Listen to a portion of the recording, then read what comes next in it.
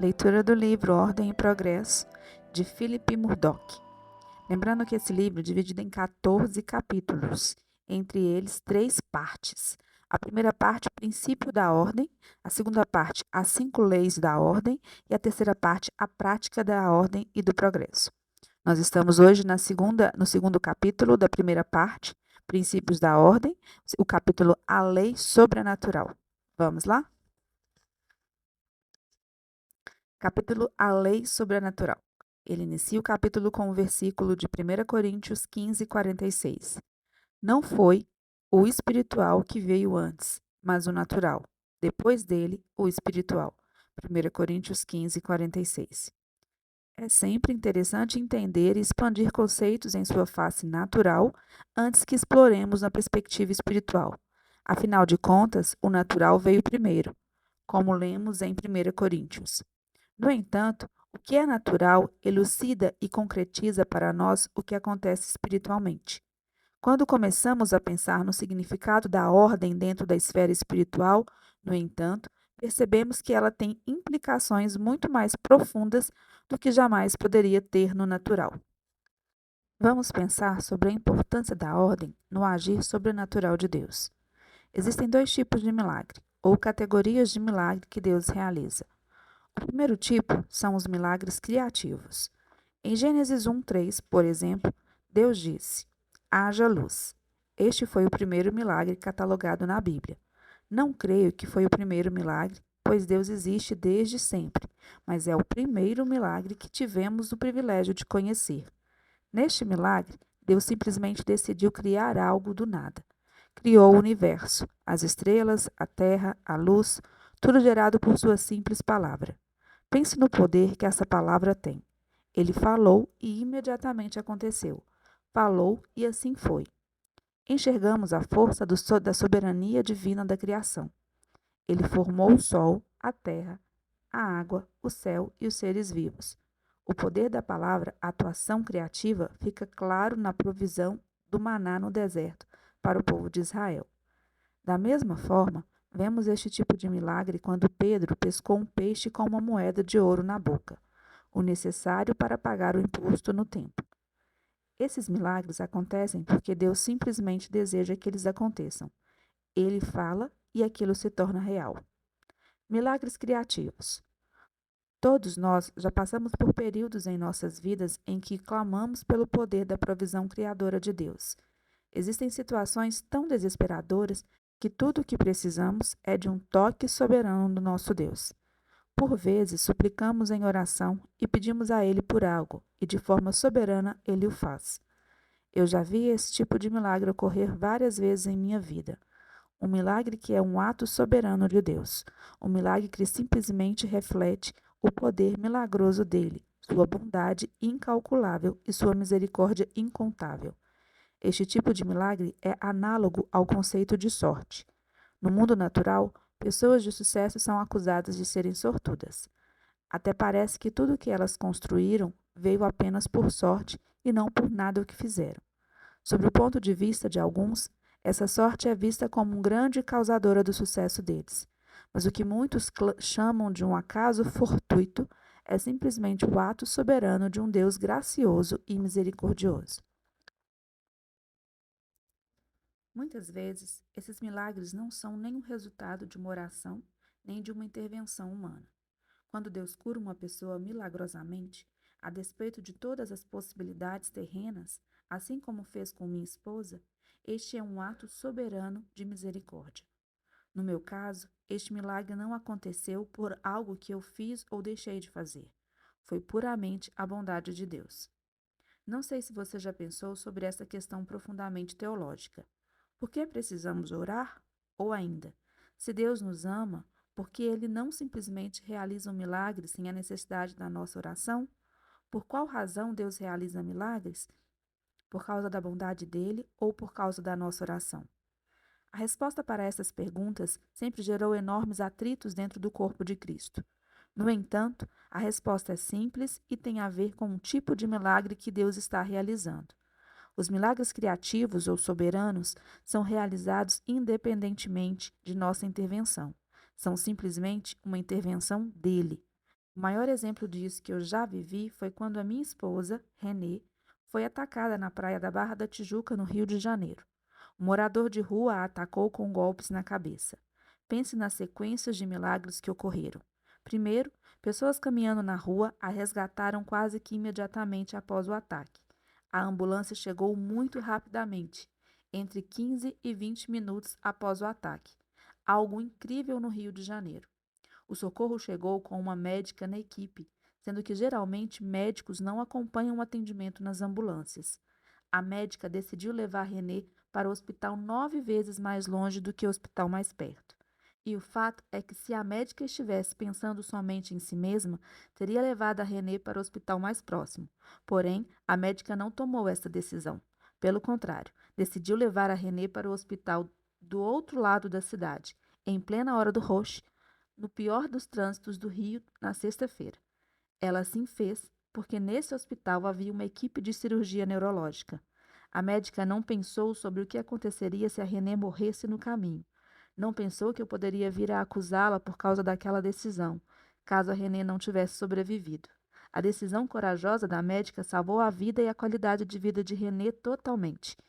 Incrível! Tudo isso sem nenhuma atuação de oração. Na série de coincidências, mostra a mim que Deus estava atuando soberanamente.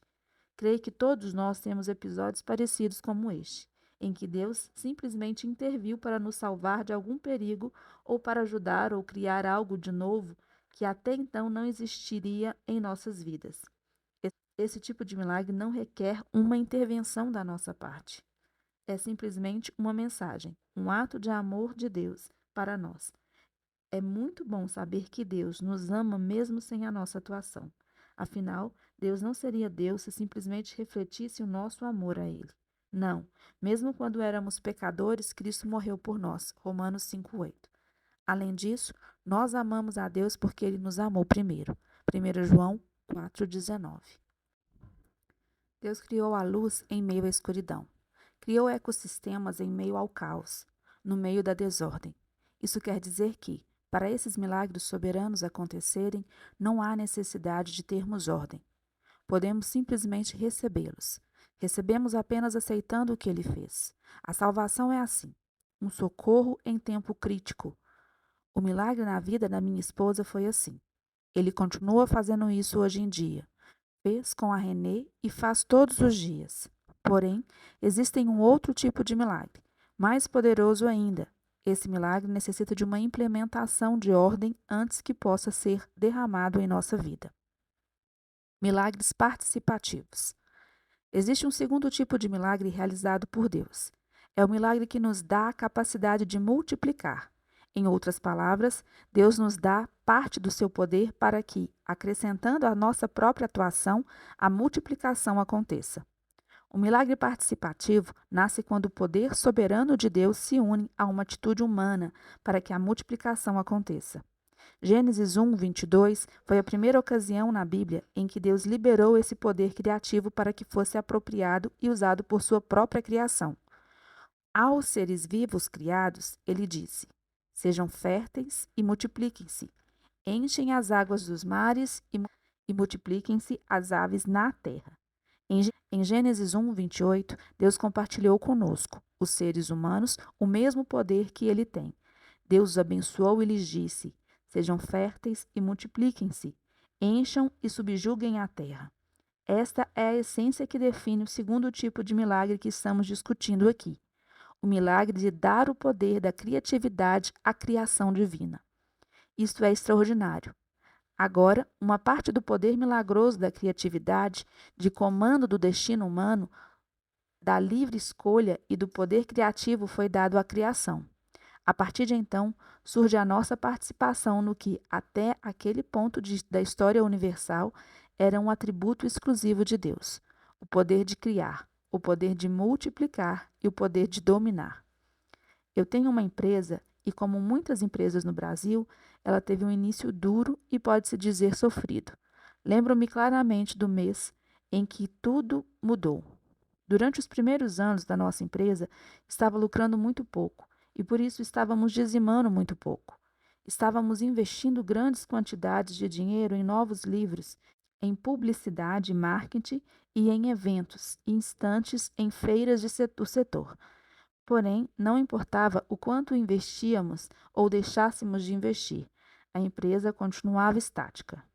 Um dia decidimos reorganizar a maneira como investíamos o dinheiro. Começamos a priorizar investimentos voltados à ação social. Passamos a doar livros para prisioneiros nos maiores presídios do Brasil. Ao mesmo tempo, doávamos mais dinheiro para igrejas e começamos a investir em planos de saúde para nossos funcionários. Naquele ano, nossa empresa cresceu 110% em faturamento. Hoje, em retrospectiva, posso ver claramente que implementamos ordem em nossa gestão financeira e ajustamos a organização conforme os nossos valores. Milagres participativos são uma manifestação maravilhosa da graça de Deus. Entretanto, sabemos que nem todas as empresas, famílias ou ministérios, de fato, chegam a viver a multiplicação como um resultado efetivo. Milagres participativos estão acessíveis a nós, mas existe aqui um enorme porém. Se formos muito sinceros, sabemos que nem todas as pessoas parecem ter o mesmo nível de acesso a este tipo de milagre. Será que Deus é injusto? Sabemos que alguns de nós multiplicam muito, criam muito e dominam muito. Outros de nós nunca atingem seu pleno potencial. Por quê? Creio que eu e você podemos atingir 100% dos nossos potenciais, chamados e propósitos, mas algumas atitudes de nossa parte serão necessárias. Deus é cheio de graça em todo o tempo. Quando Ele age em seu poder criativo e soberano, Ele o faz ainda que não tenhamos ordem em nossa vida. Ele realiza algo maravilhoso, mesmo quando não merecemos. Este é, na verdade, o fundamento do Evangelho. Deus demonstra seu amor por nós. Cristo morreu em nosso favor quando ainda éramos pecadores. Romanos 5:8. No entanto, há um aspecto importante sobre este tipo de milagre. Muitas vezes não é auto-perpetuador. É, por outro lado, absoluto, quando há salvação. Há um nível de bênção e abundância que Deus deseja nos dar, mas para isso é necessário que tenhamos ordem. Temos então os milagres participativos. É nessa perspectiva que Paulo afirmou: Rogo-lhes, pois, vivam de maneira digna da vocação que receberam. Efésios 4:1. Há uma vocação, um caminho a ser trilhado em nossa jornada espiritual com Cristo. Podemos escolher vivê-la de maneira digna à natureza deste chamado, ou seja, de maneira condizente com o grau de expansão e graça que Deus deseja nos conceder. A dignidade da vocação pode ser descrita de outra forma: a ordem em nossas vidas. A lei de ordem e progresso não faz sentido apenas no aspecto espiritual. Ela é absolutamente vital para que terminemos bem a corrida que nos foi proposta. Terminamos aqui, então, o capítulo 2 do livro Ordem e Progresso, de Philip Murdock.